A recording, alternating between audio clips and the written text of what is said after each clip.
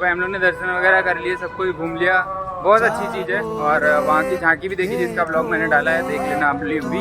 अब यहाँ से निकलते हैं भाई क्योंकि लेट बहुत ज़्यादा हो गया, 5:30 यहीं बज गया। चलते हैं फटाफट से, ये लोग वेट कर रहे हैं। मेरा स्कैम चल रहा है ना, पूछो ही नहीं। ई रिक्शा यहाँ तक आ रहे हैं लेकिन हम लोग को कम से कम आधा 1 किलोमीटर पीछे छोड़ दिया। हम लोग पैदल चलते आ रहे हैं। यहाँ से भी 400 मीटर और है इस्कॉन टेम्पल। चलते हैं भाई, भीड़ भी ज़्यादा है यहाँ पे, पूरी मार्केट लगी हुई है, कुछ भी आप खरीद सकते हो और खा सकते हो। तो आगे चलते हैं, ये है इस्कॉन टेम्पल, चलते हैं।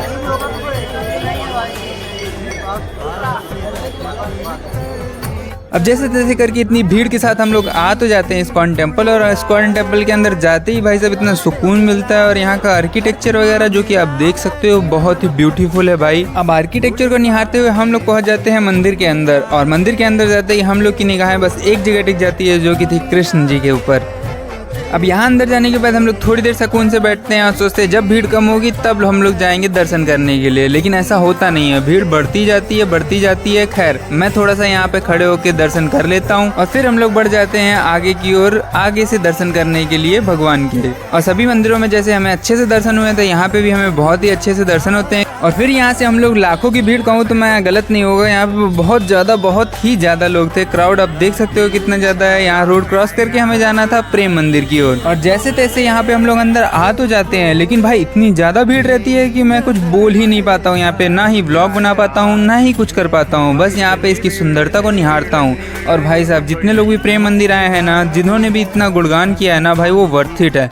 आप यहाँ पे आओगे, यहाँ पे लाइटिंग वगैरह इतनी अच्छी है, इतनी प्यारी है ना कि आप भी गुणगान करोगे इस वाले मंदिर का। खैर कृष्ण जी तो सब जगह सेम ही है, बट उस पे नहीं जाते हैं हम लोग। ये मंदिर का आर्किटेक्चर वगैरह और लाइटिंग वगैरह बहुत ही प्यारी है। अगर मैं कहूँ कि हर एक कलर की यहाँ पे मेरे पास फोटो है, मतलब मंदिर हर बार चेंज हो रहा था, हर बार मैं फोटो ले रहा था, हर बार मैं वीडियोस ले रहा था। भाई इतनी फोटो हो गई थी, इतनी वीडियोस हो गई थी कि मैं बता नहीं सकता हूँ। और अगर आप भी जाओगे ना यहाँ पे तो मैं बता रहा हूँ आपका फ़ोन भर जाएगा भाई फ़ोटोज़ से। खैर इतनी ज़्यादा भीड़ थी, इसकी वजह से हम लोग बहुत अच्छे से एक्सप्लोर नहीं कर पाए। भगवान ने फिर से बुलाया तो हम लोग फिर से जाएंगे। वृंदावन बरसाना मेरा बचा ही हुआ है, जैसे कि आप लोग को सबको पता ही है। तो इतनी भीड़ में जो भी चीज़ें हम लोग को देख पाए, जितनी भी चीज़ें को हम एक्सपीरियंस कर पाए, जो भी चीज़ें थी यहाँ पे मंदिर के अंदर भी इवन हम लोग गए, थोड़ा सा दर्शन वगैरह किया, लेकिन इतनी ज़्यादा भीड़ थी, एक्सट्रीम भीड़ थी कि जल्दी करके हम लोग को वापस आना पड़ा था। खैर हमारे 2 दोस्त जो गए थे वो लोग भी अंदर नहीं जा पाए थे, बाहर ही थे, क्योंकि इतना ज़्यादा थकान हो गई थी, इतना ज़्यादा भीड़ था कि कोई जाने के लिए राज़ी नहीं था। लेकिन भाई यहाँ का व्यू, यहाँ का आर्किटेक्चर, यहाँ की लाइटिंग, ओवरऑल सब कुछ बहुत ही अच्छा है भाई।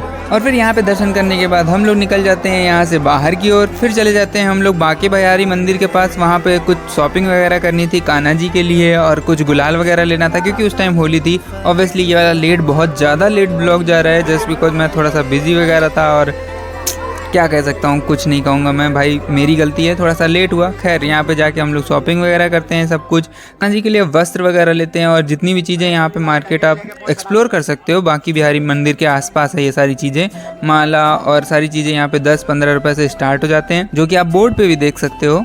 और इतनी ज़्यादा भीड़ के बाद अब जब मार्केट आया था तो एनर्जी इतनी ज़्यादा डाउन हो गई थी कि मैं कुछ भी नहीं कर पा रहा था भाई, जैसे कि मैंने आपको बताया। फिर यहाँ पे सारी चीज़ें शॉपिंग वगैरह हम लोग डन करते हैं और चले जाते हैं मिठाई वाली शॉप पे। अब अगर आप मथुरा आए भाई साहब और पेड़े नहीं खाए यहाँ के तो क्या ही किया भाई।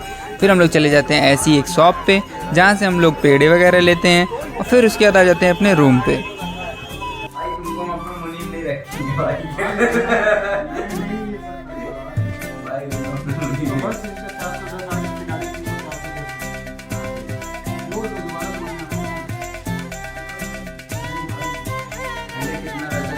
अब रात में हिसाब किताब ख़त्म होने के बाद हम लोग सुबह निकल जाते हैं अपने घर के लिए।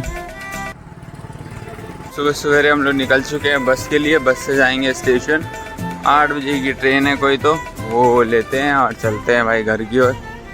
राधे राधे। मस्त हमने बस ले ली है, अभी हम निकल चुके हैं घर के लिए।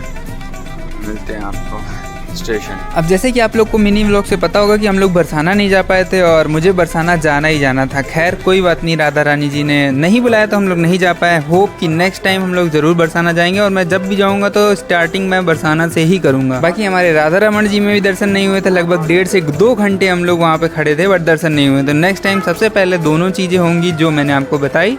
तब तक के लिए आप लोग सेफ रहिएगा, स्माइल करते रहिएगा, और अगर टाइम मिलता रहे तो भाई भगवान के पास दर्शन करने जरूर जाते रहिएगा। बोलो राधे राधे, बाय बाय।